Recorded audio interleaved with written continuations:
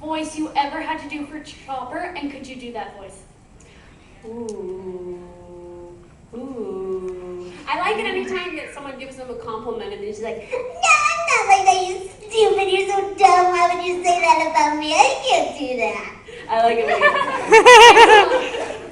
you Hi, I was wondering, for Ciel, who is your inspiration for Ciel's British little boy voice? Actually, for the accent, before every session that I did, I would always wake up a few hours early and watch Jane Austen films. And that's how I would kind of practice the accent and get into it. And it's funny, I was just telling Greg this story. I went to my first UK convention a couple years ago, and it was just when Black Butler had come out, and I was certain that they were going to make fun of my British accent, and so I preemptively made fun of myself.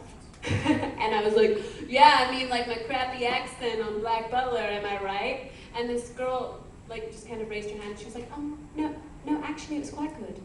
Very good accent. And everyone was just kind of like, oh, yes. So I was like, yes, British approved. Thank you. Well, first of all, someone also mentioned this earlier. I wanted to bring it up again. How is it that, what is the selection process for which shows get the themes and the inner songs dubbed? I actually don't know. I'm not involved in the process of choosing what gets dubbed. I think it has to do with money, honestly, and whether or not they can get the rights. Because there are some people that won't give up the rights to the song to have it dubbed in English, and that they want just their version out and no other version. So I actually really don't know. I don't know what goes into that. I was also curious, you mentioned past tense as having directing. What happened that you weren't directing anymore? I actually quit directing 4 years ago because, I mean, I learned a lot and it was really fun, but it was one of those things where I was 22 when I first started, and then I did it until I was 24, and I started realizing toward the end that as much as I love anime, when you're directing and voice acting full time, it's literally like morning to when you go to sleep. Every single day of your life is nothing but anime. And it was making me not like anime anymore. Which I was a fan of anime before I even started working on it, and I didn't want to lose that love of it. And so between the two, I wanted to act more, and I wanted to sort of experiment with doing on-camera acting and see if that was something that I was interested in. And as it turns out, I really love film acting, and so I'm glad that I did it. But yeah, it was just a matter of I was getting too burnt out. It was too many hours doing the same thing over and over and over again. I was also curious, how is it selected for the people to sing the dubbed songs? To sing the dub songs, it depends. Sometimes if one of the seiyus sang it in the Japanese version, like one of the voice actors within the show sang it, then we usually have whoever we have as the voice actor sing that song.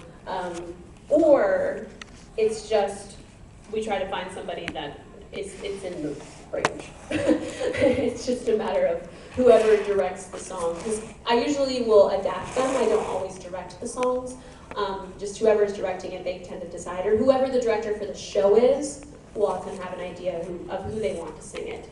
And even if you are directing it, it's kind of whoever the director or producer of the show is, they make that decision.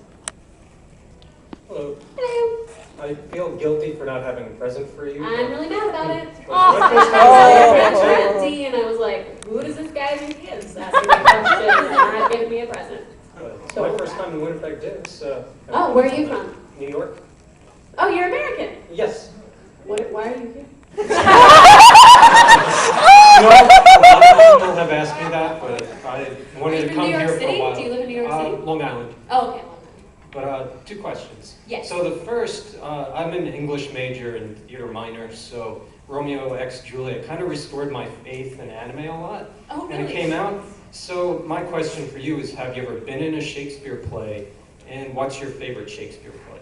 I have actually never been in a Shakespeare play. I hate to say that. Monica Rial has. She used to do nothing but Shakespeare acting. I just never had the opportunity by the time that I started voice acting, I kind of quit doing stage acting. And I actually did a lot of musicals, so I never had the chance to do Shakespeare. It is kind of on my bucket list, though. I would like to do Shakespeare at some point. My favorite Shakespeare play is probably Twelfth Night. Oh, nice. Yeah. Seen that a couple times. My other question is, have you ever been to Japan? I've never been to Japan. Okay. Also on my bucket list. I hope you get to go there Me because too. I went there last summer, and Tony Chopper is Everywhere. everywhere. Everyone that I know goes to Japan always brings back a little Tony Chopper figurine because apparently he's everywhere. And I'm like, I want to see that. Yeah, it astonished me how many different like looks for like costumes. I love, they yeah, had it's for always them. Tony like cosplaying as Dragon Ball characters or, you know, several characters from different anime, So, which is adorable. yeah, so I hope you get that. Yes. Oh, Hello again. Okay. Okay. Back when I said I know that you sing. I just know it because I watched like One Piece and Dragon Ball Z Kai. Okay. Okay. On to the question. For Black Butler, how's it great to work alongside J. Michael Tatum?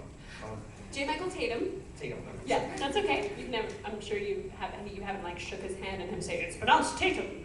Working with Tatum is awesome. That's actually our second time to work together was with Black Butler. Is that your question, like how we work together? Yeah.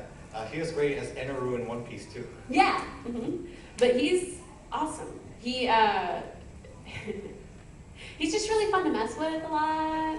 It's funny. Our first like sort of romantic pairing was in Spice and Wolf with Holo and Lawrence, and he started recording on the show before I did. And I thought it was funny because I asked him, "Oh, how is it? I can't wait to start. It's gonna be so much fun." And he was like, "It's really good. I mean, she reminds me a lot of you and how you treat me." And I was like, "Really? Interesting. Oh, I'd love to see what that concept is." And so when I first started, I was like, "Oh, so she's just like constantly messing with him." That's accurate. That's accurate. Did you have another one? Oh yeah. For Dragon Ball Z Kai, you replaced voice Chiatsu and Poir. What's that like?